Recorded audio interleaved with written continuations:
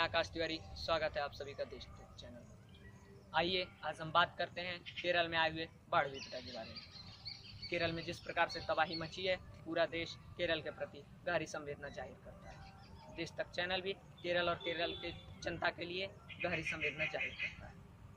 देश के प्रधानमंत्री माननीय श्री नरेंद्र मोदी जी ने केरल में आए हुए बाढ़ विपदा का निरीक्षण किया। तत्पश्चात उन्होंने केरल के जनता के प्रति गहरी संवेदना जाहिर की। केरल के मुख्यमंत्री ने अपने राज्य में हुए नुकसान के लिए 2600 करोड़ रुपए की मांग की है। वहीं केंद्र सरकार ने 500 करोड़ की सहायता देने की घोषणा भी कर दी है। गृह मंत्री राजनाथ सिंह ने इससे पूर्व 100 करोड़ रुपए की सहायता देने की घोषणा की है। देश के अलग अलग 12 राज्यों ने, जिनमें बिहार, उत्तर प्रदेश, पश्चिम बंगाल, दिल्ली जैसे अनेक कई राज्य हैं, इन्होंने कुल मिलाकर 138 करोड़ रुपए की सहायता देने की घोषणा की।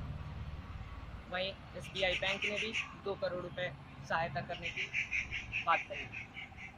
आइए सुनते हैं देश की आवाज़ कि वह केरला के लिए क्या कहना चाहेंगे। क्या ये प्रकृति से छेड़छाड़ का नतीजा है कि देश में जिस प्रकार की ये विपदाएं आ रही हैं, कभी केरल तो कभी उत्तराखंड, इसके बारे में देश की क्या राय है? हम कुछ लोगों से बात करते हैं और जानने का प्रयास करते हैं कि केरल की इस आपदा पर देश की क्या राय है। इस वक्त मैं एक मित्र के साथ मौजूद हूँ, जी मैं आपसे जानने का आपका परिचय जानना चाहूँगा। मैं आदित्य नंदन भाटी, आपकी गलती से हो, मेरा ग्रेजुएशन चल रहा है। जी आदित्य जी, तो मैं ये जानना चाहूँगा कि केरल में इस वक्त जो हालात हैं, कैसे प्रकृति से छेड़छाड़ का नतीजा होना हो सकता है? मेरे विचार से बिल्कुल नहीं कह सकते हैं, क्योंकि प्रकृति से छेड़छाड़ का जो ये कथन है, ये तो पहले हम बिल्कुल नहीं मान सकते हैं। इसके पीछे बहुत सारे रीजन है, क्योंकि एक जो रेडविल कमेटी थी, ठीक है, उन्होंने पहले ही केरल एडमिनिस्ट्रेशन को चिताया था, क्योंकि जो वो अपने रिपोर्ट में बताया था कि ऐसी ऐसी घटनाएं हो सकती हैं।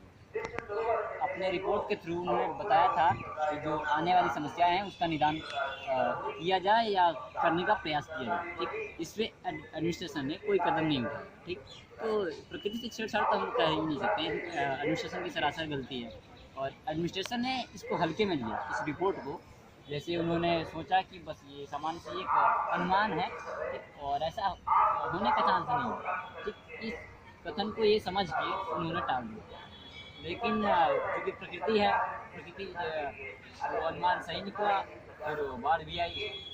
जो एडमिनिस्ट्रेशन थी, उन्होंने मतलब कोई कदम इसके पीछे नहीं उठाया, जिसकी वजह से केरल को एडमिनिस्ट्रेशन की वजह से पूरे केरल को ये हो गया।